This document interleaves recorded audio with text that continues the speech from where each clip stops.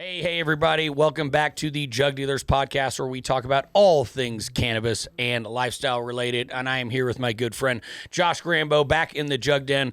Our friend Gabe is off for this one, so Josh and I are going to be winging this one together. I believe it's officially our second one together. Is that right? Second one, yes. And so, Gabe, I talked to him. He's out there running a 2,000 light facility. He's got stuff going on. He's got stuff going on. So obviously he's in as much as he can, but Josh and I are going to wing this one together. We're going to talk about something that seems very simple, but in all honesty, it's much more complicated. So if you've clicked because you are tired of asking, is my plant thirsty or did I just overwater it? This is your episode. If you're in soil, if you're in cocoa, if you're in rock wool, if you're hand watering, if you're automated, or you're thinking about automation, we're going to cover all these things. And we're going to keep this practical enough that you can walk into your grow tonight and actually apply something that you learned here today.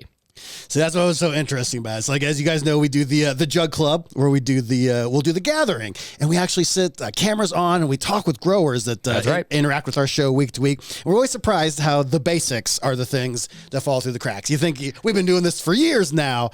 Oh, people are tired of the watering. Well, and you know, and we talked about this a bit too. Even a professional athlete never quits doing the basics. You know, do you stop doing the basics in practice with your teammates? Yeah, because you're a professional athlete and you're expected to do it. So I think a lot of times we expect that these seasoned growers just automatically know the basics, and it's not that a lot of them don't, but I also think it's completely worth revisiting, and it helps me actually revisit some of these, what are really, baseline and keystone type,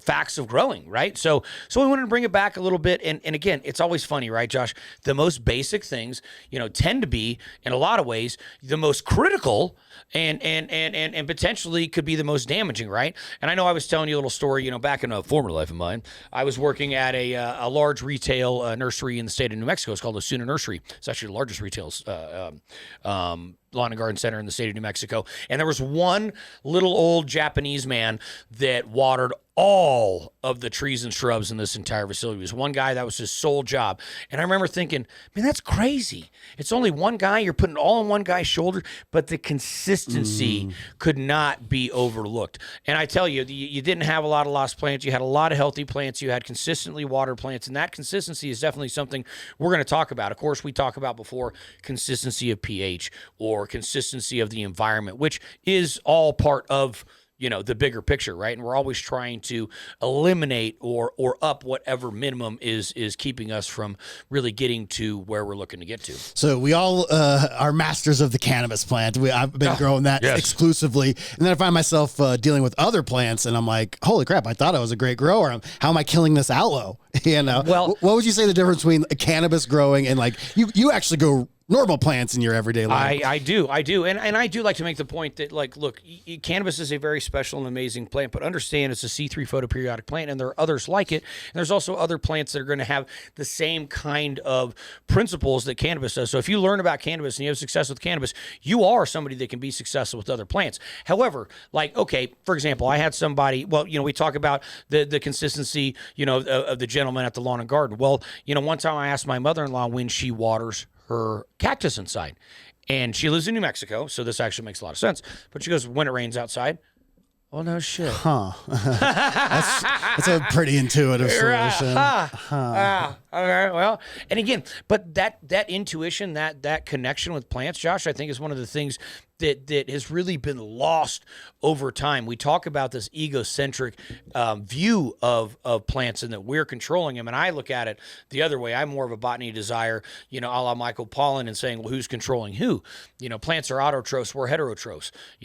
They make their own food. We have to seek it out. We either eat them or eat something that ate them. Without them, there is no us. So something that may seem as, basic as water. Well, water is the whole basis of life, right? Even the polarity of water. Like, water is so simple yet so complex. Well, and especially in plants, because it's kind of like it's like nutrients. It's kind of like it's blood. It's kind of like it's sweat. It's kind of like a lot of things, right? So it makes sense that watering would be a sticking point. So what are some terms that we can go on with? So, and let me say this too. Yes. Watering is not just adding water. I know And that might seem weird, and that might seem a really fine line, but watering is also about controlling the root zone, and we will be talking about drybacks and things like that.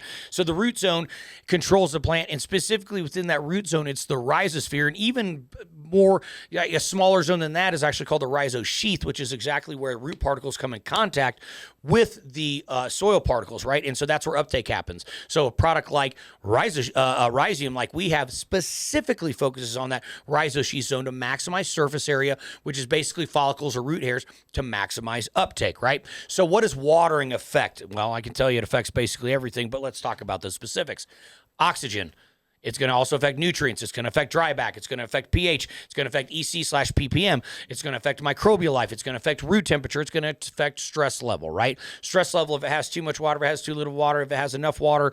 And also, some of these things can actually be used as positive stresses, specifically in a plant like cannabis. So let's say a perceived drought stress or a perceived cold stress, like with something like winter frost, that's going to actually create more oil, which is what we're trying to do. What's of horticultural significance in this particular plant. That was what was interesting about learning, because we're flooding our roots with water. So you kind of just think the fact that they need oxygen, the fact that they make CO2 and oxygen, that was one of the things I learned from the Jug Dealers very early on, that the way that it's uptaking, making CO2, making oxygen, doesn't work exactly the way I thought. So roots need oxygen, even though we're flooding the roots, they need oxygen. And that's the dryback that's actually pulling air back down in there, and that's why people don't understand or think about it. Maybe once you tell them, it's like, oh, no shit, but that's why a terrarium works, right? That's a closed system where you're putting plants and you're putting some water in there, so you're creating its own little atmosphere, and so you're actually having water vapor, you're having transpiration that's going through the plant, then coming out as water vapor, and then condensating, going back down, being uptaken, and also at the same time, the leaves are emitting oxygen, which is what is always talked about. We know they take in CO2, and that's why we actually will flood CO2 in these rooms, and they give off oxygen. Well, why are they giving off oxygen? Well, the roots actually do the opposite. They actually take in oxygen and give off CO2. Now, the net difference is more oxygen is given off by the leaves than CO2 or than O2 is uptaken, and therefore CO2 is off gas by the roots. I remember making a little 2-liter terrarium like this in elementary school. Would you look at that? And the teacher didn't really, they're just like, do it. And they never explained to me what we were actually doing. And then you talked about it. I was like, oh my God, third grade elementary school science finally makes sense. Well, and you know what? Here's the thing. Why? Like, what's the point of even doing the damn activity? Now, maybe the teacher didn't really understand that, but it's she probably didn't. What's the point of the activity? That's what you're trying to. You're telling people it's a mini, environment. Anyway, let's talk about. Move that just down just a little bit. I want to get these. No, other way. Yes. Okay, so I want to talk about these main thesis points that we're going to go over. Right, the medium dictates everything. In other words, is it cocoa? Is it peat moss? What is it?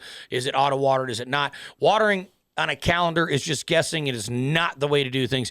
And good watering, as we mentioned, is truly overall, as a larger thought process, root zone management. So yes, that's a good place to start, is that the medium matters, as they like to say. And definitely, I always grew in cocoa. I started in peat. I never understood why it is that, I'm late from work, or maybe, I sleep in. All of a sudden, the water's just running away. So I became a cocoa grower pretty quickly. So maybe we can start off with the when do you water? You mentioned water scheduling, right? So you're not going by a calendar, right? How do you like to water? I mean, at the end of the day, in all honesty, like, I got to a point where I automated, so I went to a point where pot size really is going to matter, and so it's the time between, floods, and I was doing an automation where it was going to flood twice a day, it's going to flood twice a day regardless, right? And it's going to flood for that same amount of time.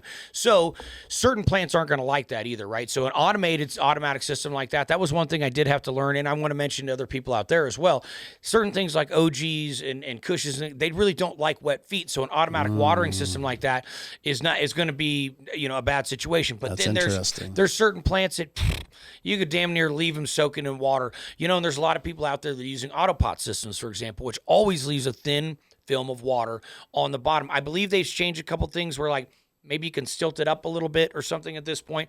But that was the one issue I've always had with it when I used to run them, is like, well, this is great as an auto watering system because it would, open the valve, and, it was giving the plant basically what it needed, rather than, hey, we're just doing flood and drain and giving it all to it, But the way I would really suggest as we totally come back around here, really, I think hand watering is the best way to start. And the reason being is it keeps you more in tune with the plant. It keeps your face directly in the plant. And I think the best way to start is literally by picking up your pot. Water weighs 8 pounds per gallon. Yes, you that's a are great going to know when the water is leaving it. Right. If you're just looking at the top that's a little bit dry, there could be a ton of water still in that substrate, especially if you're in a larger pot, right? And in reality, that dryness in the top third, which is where most of your uptake is happening, that's where you want that air to be from. You want that air layer. You want that to be dried back to that point. Now, as Josh mentioned, cocoa is really nice because of its air to water holding capacity and its air to water ratio. So it can hold a lot of water while still holding a lot of air. So it's not impossible to overwater cocoa, but it is difficult. And especially if you go with a 70-30, or if you go with something like we have, which is our 70-30 blend, which is basically a mix of pith and core. So it's got the core, which is all the CEC, nice ground, looks like coffee grounds, all composted, and then thicker husk from the outside to actually create that layering and keep that tilth and that structure within the substrate. And definitely the thing that has blown my mind was the block technology. When I first started growing, it was a specific pith cocoa. You had to get the same bags every time. Sometimes you get fungus gnats, all this sort of stuff. I'm a convert to the bricks. Two things that changed my mind this year. Drying machines are pretty good, and cocoa bricks are amazing. Right. No, I don't disagree with you, right? Here's the thing. One of the things that I like about this is a really great tip. Don't water because you're nervous, right? You really need to get in tune with the plants. And you can see that's the 8-inch, 1.5 gallon. And that is the mix of the pure, with the husk. So that's our kind of our 70-30 version, which I really do think like. Of like the way that the perlite, it hurt your CEC. It's not really doing a whole bunch. It doesn't hold any microbial environment either, right? Yes. So it's not really doing anything. Whereas if you have this chunk, it gives you that structure, and it also gives you that a little bit more porous that substrate. Scietetics stuff we over at jugdealers.shop we have. It's an actual cocoa chip that's in there. Yes. Very, very cool. Yes, indeed. So, one thing I always like to tell people, I had this, and you know what? Anybody that wants to actually start getting a house plant and seeing if you kill it, that's a great way to start potentially growing cannabis. I'm making mistakes that don't hurt you. That's where you learn. Kind of where I'm getting at. So I'll tell you right now. I remember when I was in college, I got a money tree, right? One of those cool little braided money trees, and it does have little 5 things, so it kind of looks like weed, right? Anyway, it does. Yeah, pull up a money tree while I'm doing the story. So I got this little braided money tree as a little bonsai, and I had the brilliant idea, which I thought it was a brilliant idea at the time, and I'll tell you why it wasn't here really shortly. There she is. Beautiful little plant. Had it right there on my counter. Had it good, proper light, all this stuff. Beautiful plant. Beautiful plant. Here's the problem. You know how there's always a little bit of water. You drink a glass of water, and there's always just like a little bit in the bottom of it, right? So I decided this is when I'm going to water the plant, is I'm just going to give it that last little, rather than wasting water. Josh, I lived in the desert, man. Of course. Rather than wasting the water, why don't I take that last little bit and I'll just put it on my money tree? All right. Killed it in like 2 weeks. Overwatered it. Here's the thing. People, they want to mess with the plants, right? It reminds me of my COVID harvest. I remember when I was shout out to the dude grows the boys up there. I was out, and I remember Guru asked me, he's like, I want to see your COVID crop, and I was like, no, you don't. I was here too much. I messed with it too much. We got to let plants be plants, and new growers make a huge mistake of messing with things too much. Okay, so and part of that is, I got to do something right. Yes. Fuck it, all water. I gotta do something. I'm nervous. What other tool do you have? Right, and here's a little tip for you guys. I know you've heard this before, but I'll keep this early in the show, right? If you're in cocoa, and this is a rule of thumb, and you mean, obviously this is not a hard and fast rule, it's a rule of thumb, right? If you think you need to water in cocoa, go ahead and water, no problem, all right? If you think you might need to water in soil, wait a day, probably 2. Okay, you need much more dry back in soil because it doesn't have that water to air ratio that cocoa does.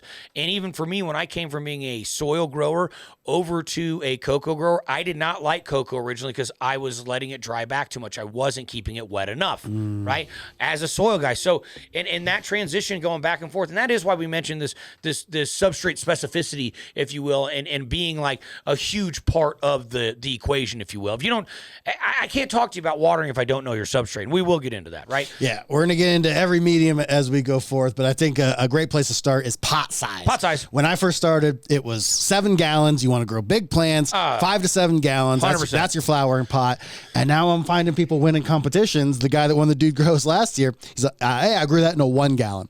You flowered in a 1 gallon? How is that possible? Well, as we mentioned, your plant size, et cetera, is dictated more by your irrigation strategy than it is by your pot size. If your irrigation strategy is proper, even in a small pot, you can have a large plant. And in fact, it turns out that can be rather advantageous because you can get more watering in, you can get more transpiration, you can get more drybacks, right? I totally agree with you, Josh. I remember doing 15, 20 gallons back in the day. I remember doing baby pools back in the day. Pools. It was just like, that's all right. Crazy. Yeah, dude, like, it was like, hey, man. What's funniest about that is you're not kidding. No, that was, sorry if anybody thought that was a joke. That was not a joke, But again, when you pick up a pot after full watering, and these are, honestly, for the beginner, pot weight is really what to focus on. Let me repeat this. 8 pounds per gallon. Pick up a 5-gallon bucket full of water. That's 40 pounds, guys. Okay. And if you put nutrients in there, it's actually a little bit higher than 8 pounds a gallon. That's why if you look at, say, my CalMag, it's going to tell you that it's more like 10 pounds, in a gallon because it's obviously got a lot in there. So if you start and know what that top weight is, and guess what? If you really want to get anal about it, put a scale under it. I don't give a shit. Sure. And I know people do that. If you really want to look at it, and you can sit there, and if you wanted to, you could document every single day and look at how that goes down, right? I think that's overkill, to be honest with you. And again, just like I said, don't mess with them too much. I know it's off tangent, but I used to drive a Zamboni back in the day, and they're very weird things. And so the way that I would teach people to do it is I would have them look, I'd go, how far do you think that is? And they'd look, and I'd go, now get off. And now let's go walk around and actually look. Then they'd go look, and they'd actually measure with their eyes how far it was, and they'd always be shocked. So you look at your top of your cocoa. It's all tanned. It's time to dry. But you actually weigh it a couple times. Maybe you're shocked how little there is. Maybe you're shocked how much there is. Yes. Your environment matters as much as that, right? Yes. So I'm a huge fan of like that 2-gallon, 3-gallon, right in there, as little as 1 gallon. But again, you can also do, hell, we had the no veg episode. I can go right into 1 gallon, no veg, proper clone, let it rip, tater chip. Go back and watch that no veg episode. If you guys didn't catch it, it's been zinging. It's really been running, right? It's a good one. So again, pick it up every single day. You'll know when to water. You'll get a rough schedule. But again, once you get that schedule, as soon as your schedule becomes somewhat consistent, here's what I can promise you. It's going to change because the plants are going to drink more over time, and then they're actually going to come to a point where they drink the most, and then they're going to start drinking less as they get towards the end of flower. So it's a constantly dynamic situation, which is exactly why we say you cannot put watering on a calendar. What I always tell people is when they say, when does a plant need to be watered?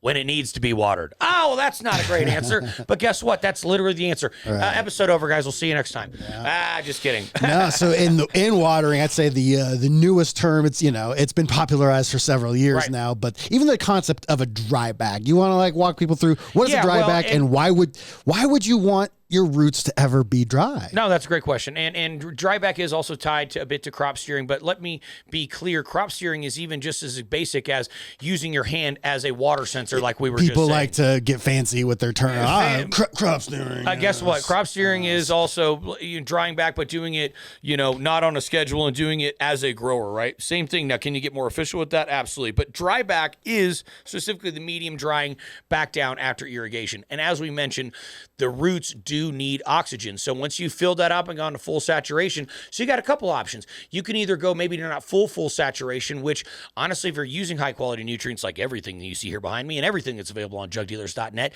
you don't need to overwater. You don't need to flush that out. In fact, the only thing that is water soluble is NO3 minus nitrogen. So typically any of these companies that want you to get all this runoff just want you to run off a little bit of cheap nitrogen so you don't burn your plants.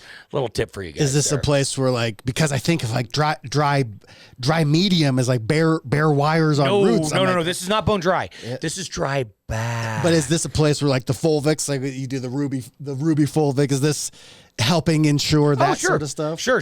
And the Ruby's also going to liberate many things that are available within that substrate, right? Okay. So it's going to continue to really, what I like to say is condition your substrate and your rhizosphere for uptake. And then fulvic acids themselves are basically, well, not basically, they are a lighter molecular weight humic acid. So they act as a natural chelate because they help uptake nutrients. So in a nutshell, humics help nutrients be held within the substrate, and fulvics, being a lower molecular weight, help them be uptaken into the plant. But this is also a great place to even talk about silicium as well, which I like to call liquid insurance because it will reduce any and all abiotic and biotic stresses. Abiotic stresses being things like drought, right? So even if you have a plant that is dried back all the way back, and I'll grow plants this big in a solo tub. Like wilty.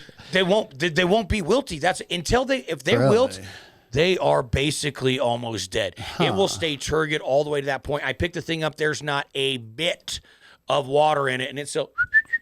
But that's only because of silicium, and that is a monoorthosilicic acid that is readily bioavailable and is uptakeable because it is water soluble, because it is actually it's stabilized as monomers, dimers, and trimers. There's 1, 2, or 3 cells of orthosilicic acid, so it's water soluble. Whoop, taken up right away, and it's dumped in the cell walls, and the rest of it's transported. It's one of the most affordable things. Like if you guys just want to try it, I mean, you can get it for $20 over in the shop. And that 100 mil will do 200 gallons. It's a half a mill a gallon. Add it to your water first. Very concentrated. It lasts for. I'll gift it sometimes. I gave ICANN THC some. We gave Strange Show Matt some.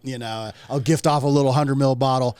Months later, they're like, hey, I need some more of that. I need some more. So anyway, going back to the media thing too, right? Different media obviously require different drybacks, and we've already alluded to that, especially with my, with some of my rules of thumb and things like that. But here's the deal. Just so we always know, the plant isn't always asking for more water. Sometimes it's actually asking for more oxygen. And you say, well, how is that, do you say? And that's not intuitive. No. I would never think she needs oxygen. No, it's not. But here's also what's weird, right? Symptoms, that's why you don't judge a plant and try and fix off of symptoms. It's signs, right? So a symptom would be, for example, droopy leaves. Okay. Once again, signs versus symptoms episode. Go check that one out. It's a good one. It's good. It's an early one, but it's a good one. Well, that's the signs is what's actually causing it, right? Which droopy leaves, that sign could be, drum roll please, either overwatering or underwatering. Well, what do you mean? It's the same symptom. I know. Confusing, right? Well, if you're not in there, now picking it up and realizing that there's no weight to it, well, that's my sign that, oh, shit, it's actually underwatered. If I pick it up and it's heavy as hell, my sign is now that I have overwatered it, but the symptom is the same, and that's why it can be confusing. So if you're just looking through a room and saying, oh, that one's droopy, oh, that one, well, you literally could have irrigation issues or something where that one's getting way too much water and that one's getting way too little water, but guess what? They look the same. That can be a problem. That is a major problem. That's a major problem. And again, let me tell you, the water and transpiration and the movement of nutrients through the plant is just as important as oxygen to the roots. It makes me realize that as you're talking like you talked about starting with hand watering, right? Yeah. There's this new technology, and I'm not against this new technology. This new AI CV, this computer vision. It's going to look in. It's going to see, oh, you got intraveinal chlorosis. Here's what that means. But when you're talking about things looking the same, like where overwatering and underwatering looks the same, I don't trust my computer anymore. And I'm a computer trusting son of a bitch. But knowing with your own eye, having the experience of I weighed it, I know that this cultivar looks like this when I do this. Yeah. That is your another episode you got to go back and watch. The data episode. There's a lot. Data. You guys have a lot of bangers back in the day. Jug Dealers Podcast. Yeah, well, I mean, I don't know how many, what are we on? Nearly 140 episodes, something like that. Two and a quarter years, baby. Yeah. So, we are rock and roll, and thank you guys for being along with us for the ride. But one of the other big points, geez, I mean, we got quite a list. One of the really big points is that good dryback does make feeding more predictable. And here's the thing, predictable feeding allows us to feed them more. That's one of the reasons we've gone with smaller pots so that we can get dry back faster so that we continue feeding them. That's when you've heard about pulse feeding, multiple feeds a day, multiple floods a day, drip feeding, you know what I mean? All these different things have come out where it used to be big old pot, you watered the whole thing, and then you waited a week for it to dry all the way back. Which then made sense why you guys have the Scietetics line. If you guys like that new millennium, like the ruby with all that funk in there, you can go go in and you get the full VTech, right? That's the... Exactly. And really the whole Scietetics line, this is our commercially driven line. It is meant to be irrigation friendly. And that's why you see, so you don't see any particulate matter in the bases like you do see in the New Millennium base, which don't get me wrong. Look, some of the funk is really where the magic's at. And I think we've explained that enough in this show for people to But I think of Gabe, our boy, growing those 2,000 lights, he's going to need some of the full VTech, not the Ruby full thing. Absolutely, man, because you want to keep those lines clean. Now, if you are hand watering all day Ruby, and I do still have a lot of people that will irrigate with Ruby, but at the end of the day, if they're just starting out with it, full V is a great one to get them going with. So anyway, growers wasting nutrients when they feed into root zone that can't breathe, right? So that's the other thing where people get weird. They look at the plant and go, the plant looks like shit. Don't lift it up. Don't realize it can't breathe. It's literally just waterlogged. It's completely locked up. And if it can't uptake, then it can't transpire, right? And if the stomata are closed, it's not transpiring. So let's say that your environment's totally screwed and you've got too dry of a room, so it's actually got the stomata closed up so that it's not losing water. Well, no water's going through the plant now. No transpiration, meaning no nutrients. So what do you do about these things? Well, this is also something that I would personally be interested because this affects pH, right? So if you just take like a meter and you test the water going in, why is this affecting pH? Why is it that when drybacks happen, all of a sudden my EC, my pH, everything goes out of whack? What's because you have the same amount of elements with less water. Because the water has either gone up or it's evaporated, right? So you actually concentrated the elements within there. And also the plant does, and the substrate does have the ability to do some buffering when it comes to pH and things like that as well. There are a lot of these, mechanisms that are, in place and operable by the plant depending on the conditions. And conditions really dictate, like a systemic acquired resistance, like an SAR response. Well, that's, a response to an attack that then they initiates their defensive properties. Kind of like how our body would initiate a fever to kind of attack the bad things. Exactly. That's exactly. Now, we can let that happen naturally by, getting attacked, or we can do it ourselves like I don't want to get proteins. attacked. I know. Or with the plant, we can do it with like harpin proteins or something like that, right? All right, that's interesting. So now, why a medium? I went from peat to cocoa and never changed. People tell me I'm crazy. I should try different mediums. Why would I? Why wouldn't I? Let's talk a little bit about what the medium actually dictates as well, right? Yes, because that's also what I like to tell people. It's not Josh about what's the best substrate. It's what's the best substrate for you. Let's say you travel regularly and you're gone 5 days a week. Well, I'm going to tell you to probably go maybe in soil in 10-gallon pots. You're only watering once a week. That's what you're going to do. Right. Maybe we even have you do some grow dots or something like that. Shout out to Do Grows again, and put some additives on top of something like that, because that would be a system that would really work for somebody like that.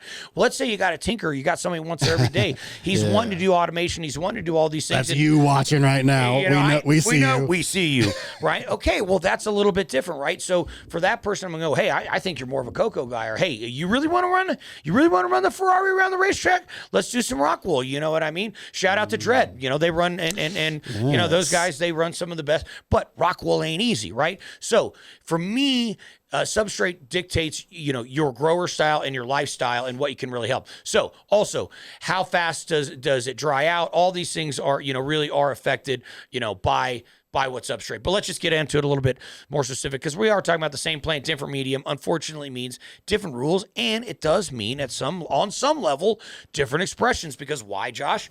Phenotype is genotype plus environment. And this is part of the environment being the substrate. This is the biggest thing I've learned from you guys in the last year. And once again, it started with like things like lighting, like, HPS is different than LED. Right. Different cultivars like these different things. I never would have thought that the amount of water within it, as the cool kids will say, the wet feet. Right. Well, but again, think about how things were when they were selected. It makes perfect sense. It's like, who was it, your mom, or who was it that says she waters when it's raining? Yeah, exactly. Duh, it's my mother-in-law. Yeah. Shout out to my mother-in-law. Yeah, when you water These things are so common sense and obvious when you know, but when you don't know. But again, that's to me, are you more in tune with the plant, or or do you think you're controlling the plant? See, again, that's why I kind of make that point as well, is I think that, and leave that up. I want to go through these specifically. Let's talk about specifics, as we know different mediums means different rules. Let's be a little more specific. It makes me think, like, as a more seasoned grower, I might be giving advice to my soil grower. Right. That's right for me, wrong for them, right? Yeah, well, that's the thing. So soil peat, very specifically, more water retention, right? It has more buffering, which is nice, but it also has a slower dry back. So for the right people, can be great. Cocoa, more hydro-like behavior. I look at it as cocoa as kind of like synganic, a little like the best of both worlds. Soil-less, right? It's technically hydro because it's soil-less. There's no soil, right? More frequent fertigation is actually necessary, and it does want consistency. It loves consistency of getting regular water. It loves consistency of a very specific pH. It doesn't like having that pH all over the place. One of the best things I ever did was put my res on a pH doser to keep that really significant or steady the whole time, and it really makes a difference. Another thing that one of the bigger points I've learned from you in the last year is you open this episode by talking about consistency. Yeah. The pH consistency. A bad pH consistently beats a better pH fluctuating constantly. It's wild. Right? It's wild. And that's, and you're referring to the Blue Lab test that they did years and years ago, and they set it up just very quickly for the people that I don't want anybody to be lost in this, for the people that haven't heard this before. So they did it. They set it up very consistently from 4 to 8 pH and did it every half. So 4, 4.5, 5, whatever, right? Ran plants consistently on that, and then had a non-control group that went up just and down. Randomly. It just kind of random went up and down based on the nutrients that went in. It was a little bit different every day. The 4 and the 8 at both extremes performed better than the non-controlled group. Why? Because consistency in the plant was able to adjust over time. Now, if I give it 4 today and 8 tomorrow and 7.5 the next day and 5.2 the next day, that's where the problem comes. And intuitively, I would have thought, well, at least sometimes I'm going through those 5.8s and those 6.0s. I know. And remember how we used to always say, hey, no, that's good, man, because, look at the chart, man. Look at the chart. Look at the chart, man. No. And that's, why are we called 5.8? That is the meaty zone. There's no doubt. And that's where I just said it and forget it, a 5.8. It's like the company's named it. If the company's named it, but consistently and every single time. Bad consistent beats good inconsistent. Intuitively, I wouldn't have thought that. Most people would think the same as you do. It doesn't seem right? Okay, very quickly, Rockwool. This is a precision hydroponic medium. Let me be very clear. Scares me. Very fast response, less grower. forgiving, and irrigation. The steering, the real crop steering, that's going to matter a ton. You're talking about data points. You're definitely talking about, really. Now, not saying this wasn't done before. Having all the crop steering tools and everything, but these days people really seem to maximize that, are really using the tools at hand to get those proper drybacks, to get to those real specific moisture points. And I mean, some of these people I know, they're doing little pulse feedings. What I mean by that is for maybe a few seconds at a time, but 21 times a day, or maybe 20 seconds or 30 seconds. I mean, it's really kind of wild and all over the place, right? Yes. So we know that soil and peat's more forgiving. We know it's slower drybacks, and for a lot of people, that's going to be great because it's better for beginners. And I'll be honest, I kind of went from soil. No, not even kind of. I went from soil to peat and I said I went from soil to cocoa, but really it was soil to peat. But that was so similar to me that then which even that's why I put it in the same. We said soil peat, not different enough to I always hear people refer to soil and peat, whereas in my mind, they're completely different things. There's peat moss, and here's the thing. There's even different kinds of peat moss, right? So you can there's an Irish peat moss that has like a white and some different things. It's also harvested different over here. Or the classic stuff, we're talking sphagnum, which is out of Canada here. Sphagnum. But that's actually not as available as it used to be because it is a finite resource. It's a lot of the bogs. Non-renewable. Yeah. So a lot of the bogs and the way that they were doing it were rather constructive. Yeah. And so that's actually why cocoa came in. And cocoa was originally called, and if you go back and watch our cocoa episode, we talk about this. They call it cocoa peat. They love mixing that peat in. They love mixing that peat. So yeah, cocoa peat is what they had. But again, we know it's more forgiving. I do think it's great for beginners, but it's way easy to overwater. And that's the other problem with beginners is beginners like to mess with it too much. I mean, I'll be honest, same thing as a simplicity fact. I got best at my cloning when I stopped messing with it. We would actually tape the clone dome on top to prevent either of me or my buddy taking it off because it was so bad. But we saw one video where a dude was like, yeah, man, I just throw it in here and set it, put the thing on and come back in a week and take the top off. And and it was as soon, but we were there, taking the top off. We're spraying the top, we're spraying the plants, giving it a little air, messing with the shit too much, Inconsistent environment. Yes, inconsistencies, all right? So try and eliminate those inconsistencies, which is eliminating variables, which means you're increasing consistency, right? So let's talk about soil watering SOP. Water very slow, water very evenly. Avoid channeling down the sides. It's weird because the hydraulic conductivity of water is such that water flows better with water. So if you have a dry media, it doesn't actually soak in very well, and that's why you see it run to the side and down. Yeah. That's why you want to give it a little bit of a I didn't know that had a name, but channeling, yes. Yes. Well, and again, it's weird too because when a water is wet, and this is because of the polarity of water, and adhesion, cohesion is the other thing, and that's where water pulls itself and it keeps connected, and that's why it moves through a wet media better than a dry media, which you would think is counterintuitive. Wouldn't a very dry, thirsty media want that water? Sucking it up. It does. But think about a rainstorm in the desert, and that's why you have flash floods. It can't even soak in. It just flashes and floods right down the pane. So anyway, again, we definitely want to use pot size on that. Using weight, things like that, I think is really, really important for soil and peat. And just, keeping that.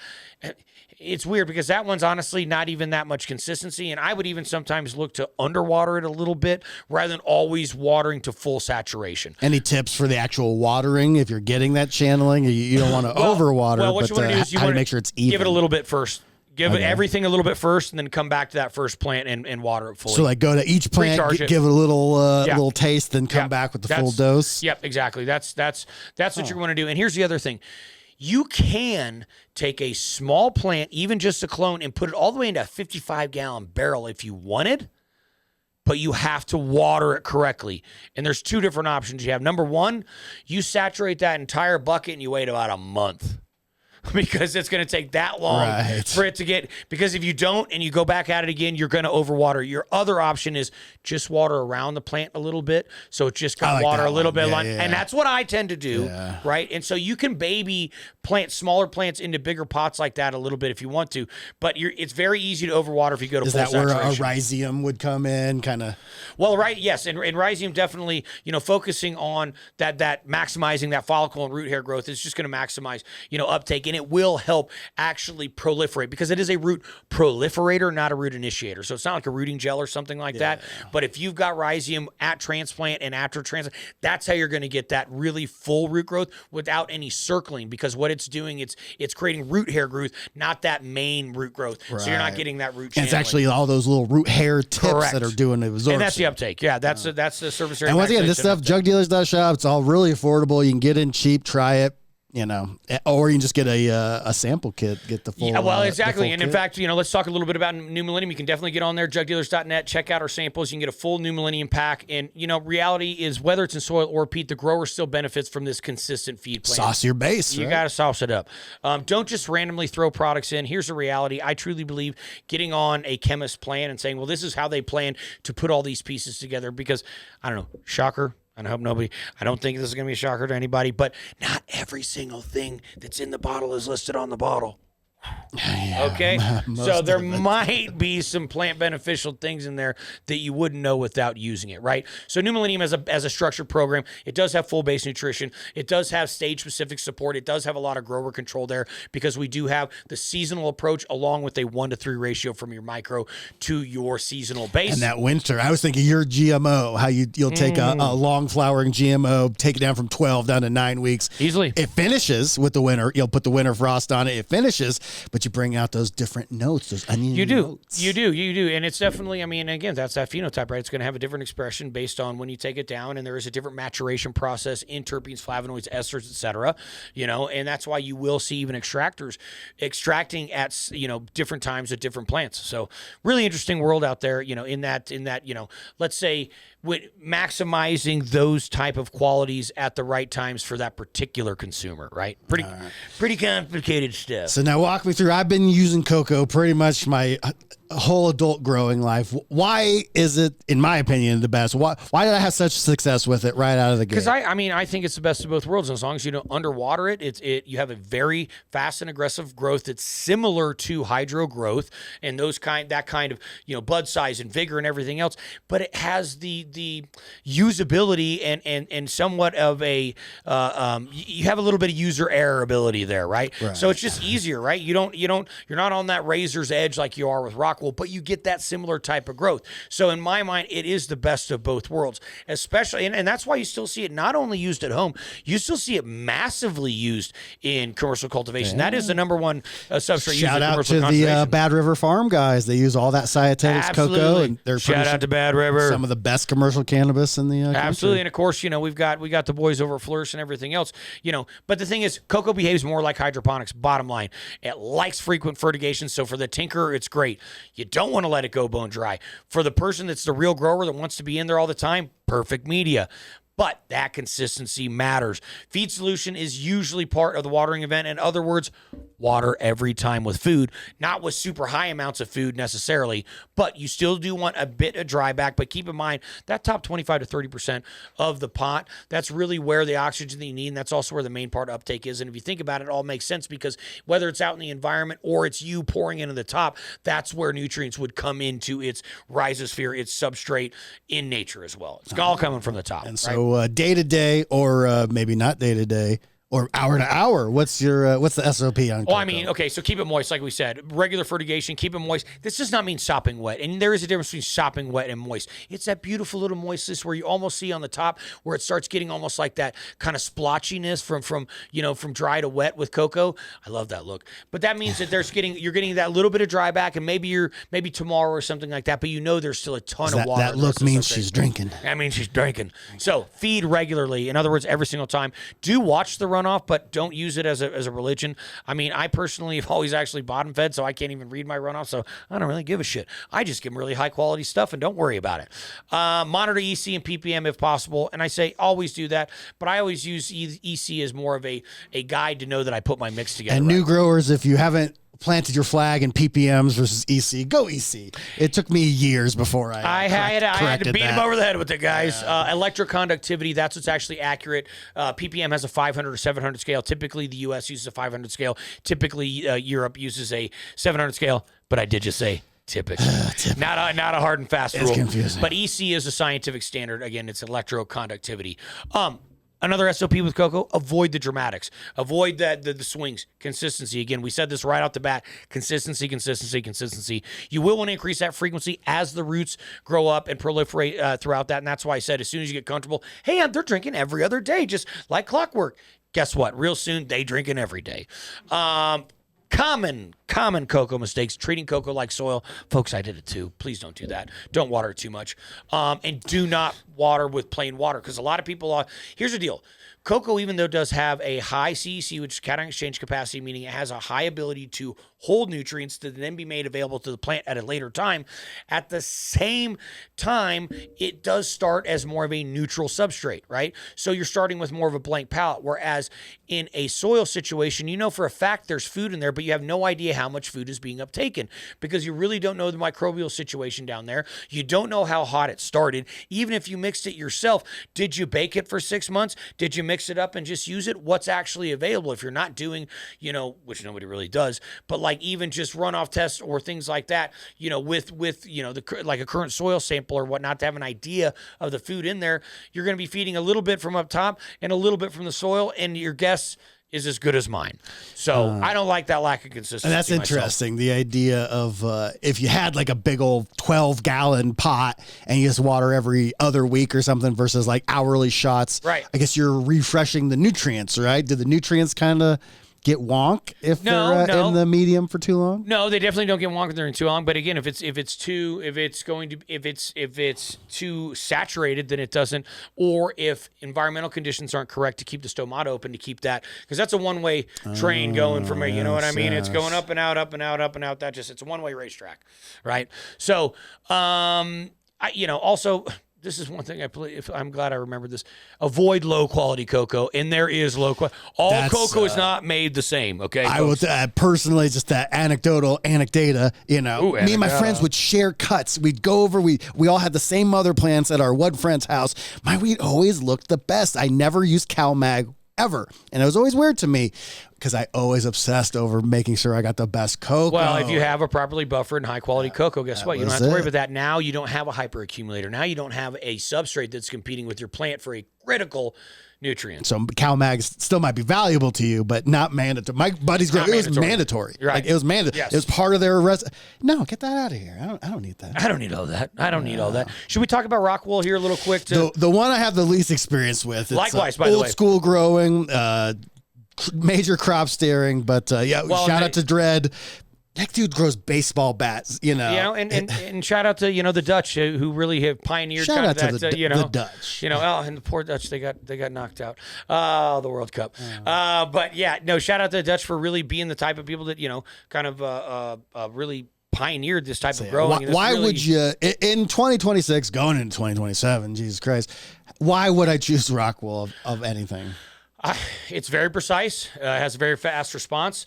It has less buffering. It's really good for irrigation steering. And if somebody's, got the equipment and the ability to do that, I mean, you can grow really horticultural grade product in a very efficient amount of space if you can knock it out. It is less forgiving. If you don't know what you're doing, there's no question about that. And it needs really high attention to saturation, dryback, EC, and pH. So I'd say you're probably not hand watering in this sir. option. No, you're definitely not. You're definitely not hand watering it. Okay. And let's talk about a couple of these SOP concepts. So you do need to precondition it and soak it properly. Again, this might sound rather obvious, but don't treat it like soil. All the irrigation events are very controlled. The dryback targets absolutely matter. EC steering becomes insanely important, and automation is more or less, in my mind, necessary to do so. So, I mean, it's, you got to pay to play with this one, folks.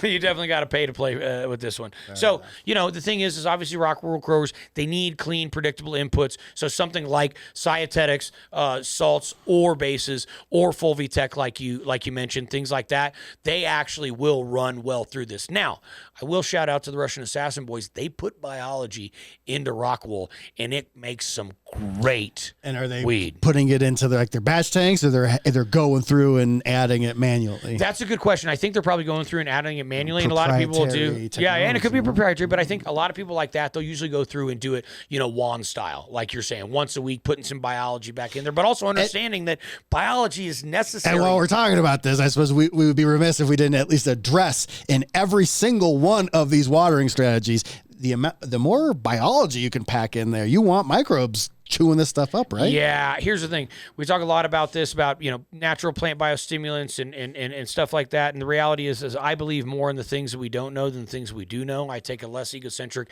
view of it. And I think that it's more about plant the plant janitors, right? Right. And I think it's more about the plant beneficial elements and natural extracts, hormones, aminos, peptides, whatever, all these building blocks.